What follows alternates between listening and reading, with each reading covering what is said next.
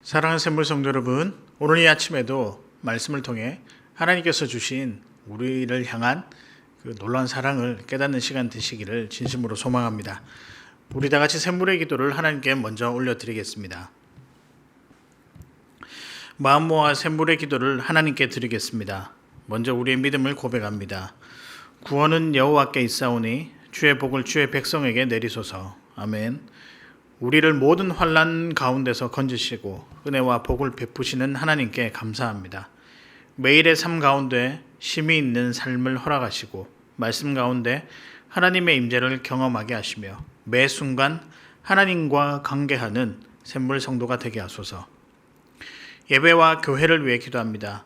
여호와 하나님이여 원하옵건대 주의 제사장들에게 구원을 입게 하시고 또 주의 성도들에게 은혜를 기뻐하게 하옵소서. 아멘. 하나님 예배 자리 가운데 하나님 안에서의 쉼을 경험하게 하시고 위로와 감격을 경험하게 하소서. 매주일 선포되는 말씀 가운데 은혜가 넘치게 하시고 찬양과 기도와 섬김의 자리가 은혜와 기쁨의 자리가 되게 하소서. 순전한 예배자로 살게 하시고 세상에서도 날마다 칭찬받으며 선한 영향력을 주는 샘물 공동체가 되게 하소서. 목장을 위해 기도합니다. 그런즉 이와 같이 지금도 은혜로 택하심을 따라 남은 자가 있느니라. 아멘. 하나님 우리 목장이 이 땅을 바로 세우기 위해 하나님께서 은혜로 택하신 자들임을 깨닫게 하소서. 모일 때마다 대화가 넘쳐나게 하시고 사소한 삶의 이야기들조차 감사와 찬양이 되게 하소서.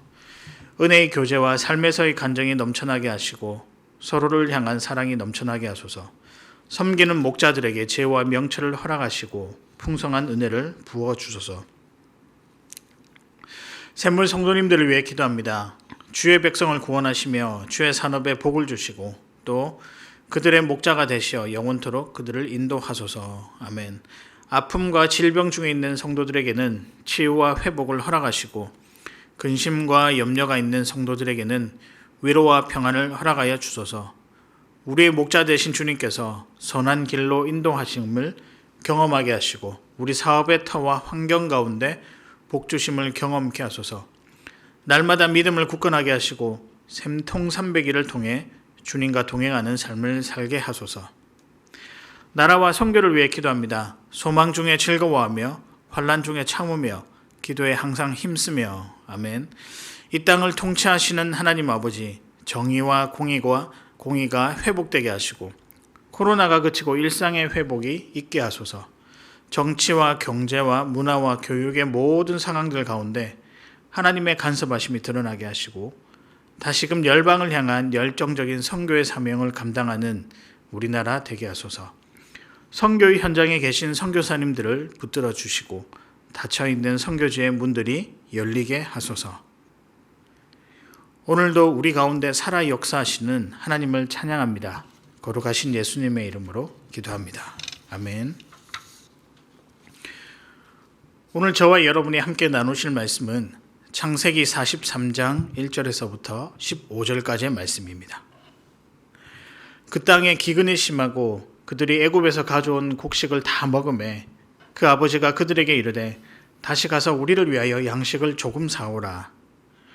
유다가 아버지에게 말하여 이르되 그 사람이 우리에게 엄히 경고하여 이르되 너희 아우가 너희와 함께 오지 아니하면 너희가 내 얼굴을 보지 못하리라 하였으니 아버지께서 우리 아우를 우리와 함께 보내시면 우리가 내려가서 아버지를 위하여 양식을 사려니와 아버지께서 만일 그를 보내지 아니하시면 우리는 내려가지 아니하리니 그 사람이 우리에게 말하기를 너희의 아우가 너희와 함께 오지 아니하면 너희가 내 얼굴을 보지 못하리라 하였음이니이다. 이스라엘이 이르되 너희가 어찌하여 너희에게 또 다른 아우가 있다고 그 사람에게 말하여 나를 괴롭게 하였느냐. 그들이 이르되 그 사람이 우리와 우리의 친족에 대하여 자세히 질문하여 이르기를 너희 아버지가 아직 살아 계시느냐 너희에게 아우가 있느냐 하기로 그 묻는 말에 따라 그에게 대답한 것이니 그가 너희의 아우를 데리고 내려오라 할 줄을 우리가 어찌 알았으리이까. 유다가 그의 아버지 이스라엘에게 이르되 저 아이를 나와 함께 보내시면 우리가 곧 가리니 그러면 우리와 아버지와 우리 어린 아이들이 다 살고 죽지 아니하리이다. 내가 그를 위하여 담보가 되오리니 아버지께서 내 손에서 그를 찾으소서. 내가 만일 그를 아버지께 데려다가 아버지 앞에 두지 아니하면 내가 영원히 죄를 지리이다. 우리가 지체하지 아니하였더라면 벌써 2번 갔다 왔으리이다. 그들의 아버지 이스라엘이 그들에게 이르되 그러할진대 이렇게 하라. 너희는 이 땅의 아름다운 소산을 그릇에 담아가지고 내려가서 그 사람에게 예물로 드릴지니 곧 유향 조금과 꿀 조금과 향품과 모략과 유향나무 열매와 감 복숭아니라. 너희 손에 갑절의 돈을 가지고 너희 자루아기에 도로 넣어져 있던 그 돈을 다시 가지고 가라. 혹 잘못이 있었을까 두렵도다. 내 아우도 데리고 떠나 다시 그 사람에게로 가라. 전능하신 하나님께서 그 사람 앞에서 너희에게 은혜를 베푸사 그 사람으로 너희 다른 형제와 베냐민을 돌려보내게 하시기를 원하노라. 내가 자식을 잃게 되면 이르리로다. 그 형제들이 예물을 마련하고 갑절의 돈을 자기들의 손에 가지고 베냐민을 데리고 애굽에 내려가서 요셉 앞에 서니라. 아멘. 오늘의 말씀은 어려운 상황 앞에서입니다. 참 어려운 시대를 살고 있는 것 같습니다. 하나를 해결하면 끝나는 것이 아니라 그 하나가 또 다른 어려움을 가지고는 꼬리에 꼬리를 무는 그런 해결할 수 없는 상황 가운데 저희가 살고 있는 것 같습니다. 그래서 이런 어려움들이 계속될 때 우리는 그 어려움들을 고난이라고 부르기도 하는데요. 이 고난 때문에 외적인 삶의 질이 낮아져 우리 삶에 많은 위축을 몰고 오거나 또한 마음의 병이 생겨서 좌절이라고 하는 그런 안타까운 시간을 보내고 있는 것이 우리들의 형편입니다. 그런데 이것뿐만 아닙니다. 믿음까지도 흔들려서 이것이 회복되는데 꽤 많은 시간이 걸리는 것, 그런 상황 가운데 우리가 살고 있습니다. 여러분, 이럴 때 어떻게 해야 할까요? 어떻게 하면 다시 회복될 수 있을까요? 모든 것이 채워지면 내 뜻대로 해결이 되면 다시 행복해지겠지, 그런 생각을 하고 그것을 위해서 많은 노력을 하지만 막상 채워진다고 해서 그것이 끝이 아님을 또 우리는 발견하게 됩니다. 그 기회조차, 회복할 수 있는 기회조차 맘대로 되지 않고 또 해결이 되었다고 해서 그 어떤 흔적들이 사라지느냐, 상처가 사라지느냐, 그런 것도 아닌 것 같습니다. 어떻게 보면 우리의 현실이 참 냉정하다, 참 무섭다라는 생각이 들 정도로 이 어려움은 또 고난은 우리에게 있어서 참 상대하기 싫은 부담스러운 존재인지도 모릅니다. 여러분, 이럴 때 어떻게 해야 할까요? 말씀은 그래도 하나님을 의지하라고 가르치고 있습니다. 때로는 이해되지 아니하지만 여튼 이 말씀을 우리 가운데, 마음 가운데 한번 다시 새기면서 곰곰이 묵상해 보는 시간이 되었으면 좋겠습니다. 오늘 본문에 야곱이란 여러분이 잘 아시는 그 주인공이 등장합니다. 부족 전체가 기근이란 어려움을 맞닥뜨리게 되었습니다. 애굽에서 가져온 곡식이 다 떨어져서 이제 돈을 주고 그 곡식을 사야 합니다. 그런데 어려움이 여기서 끝나지 않습니다. 곡식을 사기 위해서는 막내 아들을 데리고 가야 하는 그런 어려움. 야곱의 입장에서는 아들을 한번 잃었는데 또 이 막내 아들까지 잃어버릴까 하는 두려움, 어려움에 어려움이 더해져서 두려움으로 사로잡힌 그 상황 가운데 놓여있게 되는 것입니다. 이해는 갑니다. 그 아버지가 가지는 두려움은 어느 아버지에게도 일어날 수 있는 일이기 때문입니다. 여러분, 그럴 때 어떻게 해야 할까요? 오늘 말씀은 어려운 상황 가운데 성도가 어떻게 해야 할지를 우리에게 질문하고 있습니다. 그래서 오늘 이 야곱과 그의 가족들에게 벌어진 일들을 통해 성도가 어려울 때 어떻게 하는 것이 바른 것인가, 또 어떻게 하는 것이 하나님께서 원하시는 삶의 모습인가를 우리 한번 나눠보도록 하겠습니다. 먼저 첫 번째입니다. 성도에게도 어려움이 있을 수 있다라는 사실을 인정하는 것입니다. 믿음의 길을 걸어가는 우리에게 감사한 일도 있을 수 있지만 어려움도 올 수 있다는 사실을 우리는 기억해야 합니다. 여러분, 성도의 삶에 가장 듣기 싫은 말은 무엇일까? 아마 어려움, 고난, 환난, 시험, 이런 단어들이 아닌가 생각을 해봅니다. 그러나 실은 여러 가지 모습들이 말씀에서는 무엇이라고 하냐면 성도에게 있을 수 있다라고 그렇게 말하고 있습니다.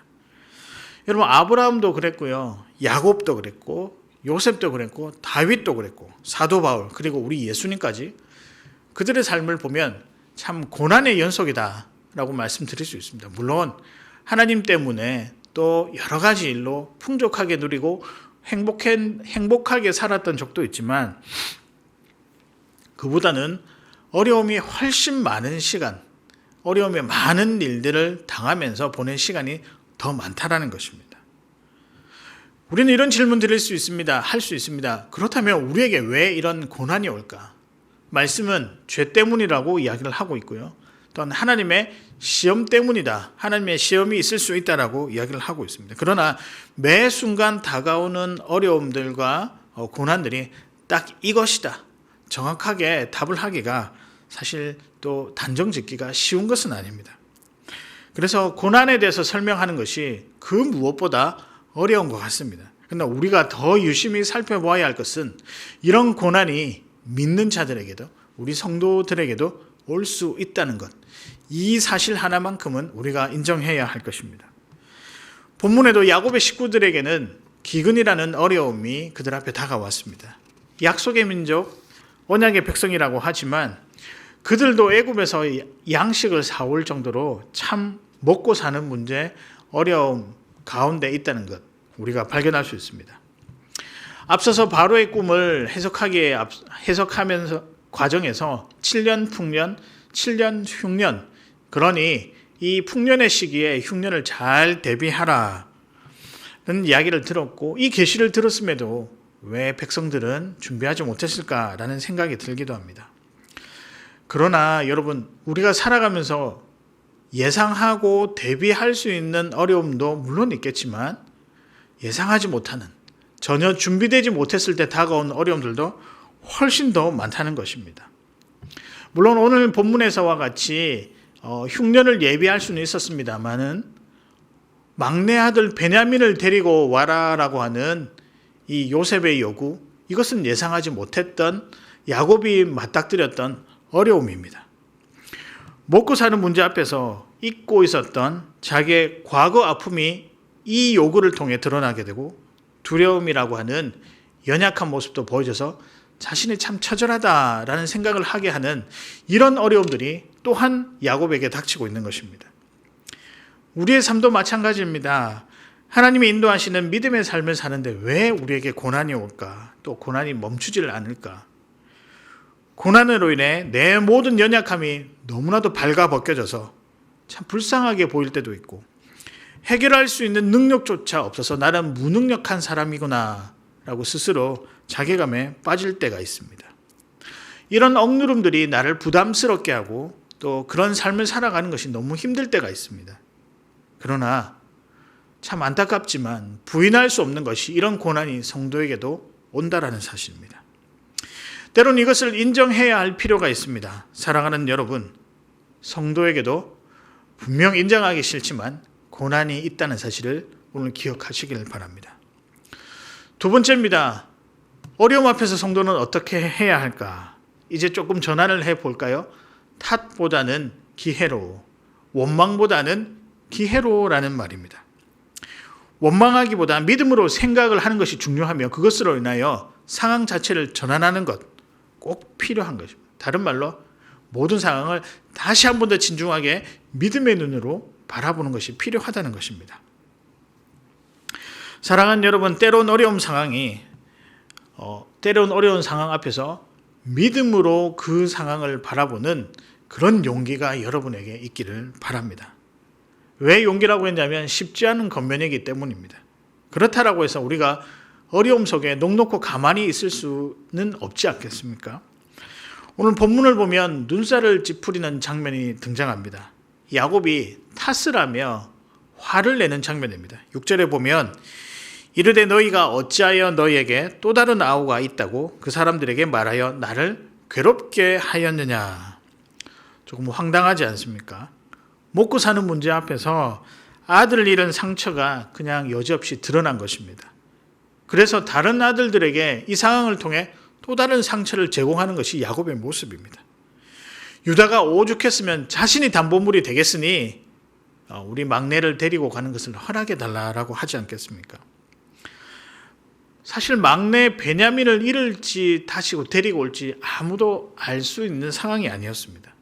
이런 상황 가운데 탓을 할 것이 아니라 가족 전체를 살릴 만한 방법은 없는지 냉정하게 판단해야 하는 것이 필요합니다.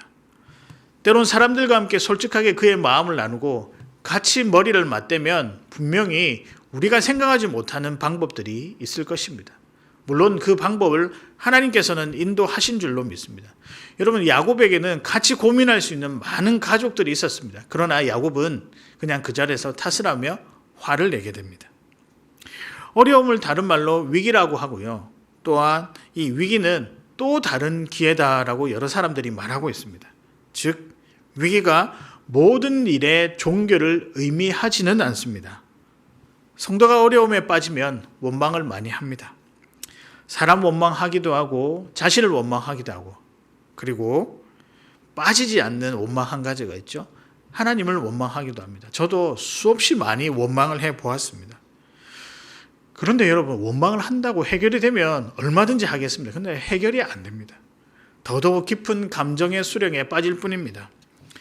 이때 필요한 것은 냉정하게 상황을 다시 보는 그 눈이 필요합니다. 소망은 거기에서부터 시작되며 하나님의 인도를 그 상황 가운데서 경험할 수 있기 때문입니다. 만약에 야곱이 이 중차대한 문제 앞에서 예배하고 기도하고 뜻을 구했다라고 하면 우리의 신앙의 가장 기본적인 방법으로 하나님께 아뢰고 간구했다라고 하면 어떤 결과를 가져왔을까요? 결과론적인 이야기지만 그래도 야곱이 막내 베냐민을 그의 형들의 손에 붙들려서 애굽으로 보내게 됩니다. 이후에 어떻게 되었습니까? 베냐민을 통해 요셉의 생존 소식을 듣게 되고 잃어버린 아들을 만나는 기쁨을 맞이하게 됩니다.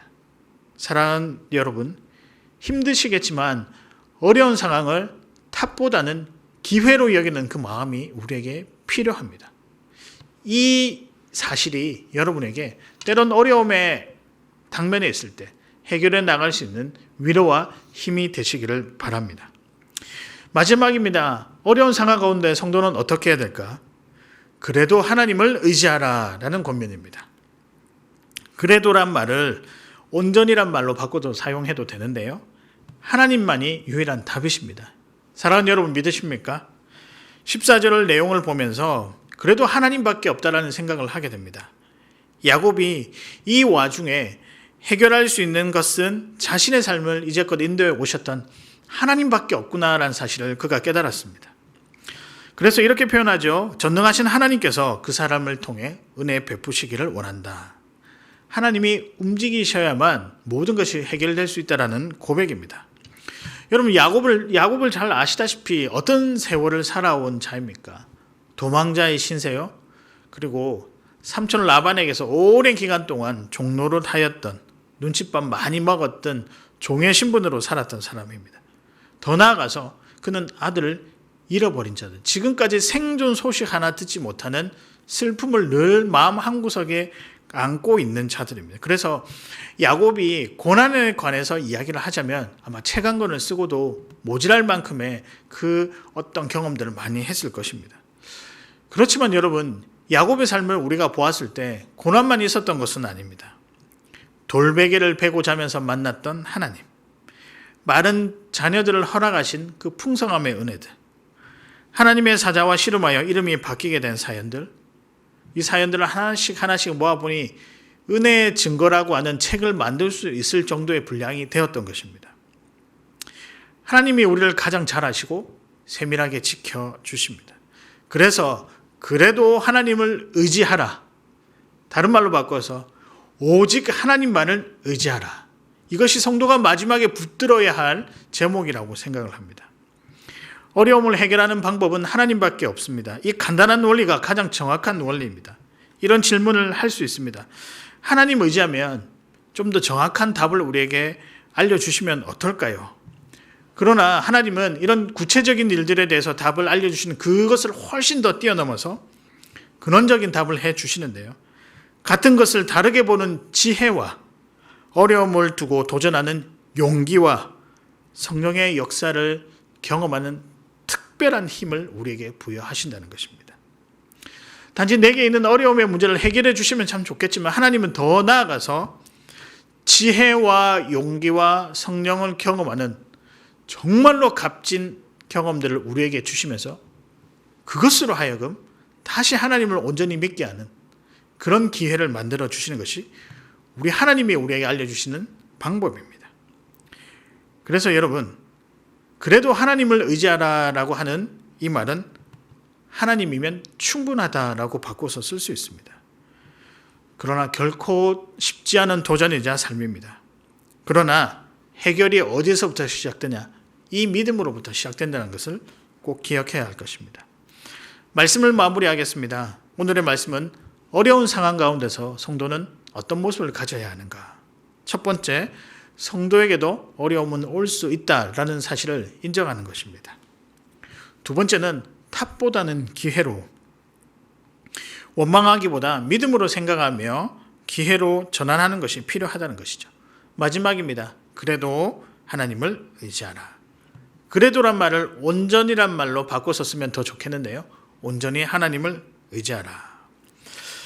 사랑하는 여러분, 오늘 꼭 이 말씀 드리고 싶습니다. 어떤 어려움이든 환난이든 그래도 하나님밖에 의지할 분이 없습니다라는 이 고백이 어려움을 넘어서 우리 삶 가운데 찬송으로 고백되었으면 참 좋겠습니다. 인생의 경험 많으신 제가 아는 권사님 한 분이 이렇게 이야기하셨습니다. 그 인생 마지막에 평가하기를 그래도 하나님이 최고입니다. 여러분 생각이 나는데 여러분 어떻게 생각하십니까? 이 고백이 삶의 마지막에 행해지는, 삶의 마지막에 표현되는 것이 아니라 사실 지금도, 내일도, 오늘도 계속해서 영원히 지속되는 은혜가 우리에게 있었으면 참 좋겠습니다. 이런 고백으로 하나님을 늘 사랑하고 의지하는 우리 귀한 성도님 되시기를 주님의 이름으로 축복합니다. 이 시간 함께 기도하실 때요, 이 한 가지를 위해서 기도했으면 좋겠습니다. 어떠한 상황에 있든지 간에 그래도 하나님을 의지하게 하소서라고, 하나님 도와주시옵소서라고 기도하시고 자유롭게 돌아가도록 하시겠습니다. 기도하시겠습니다.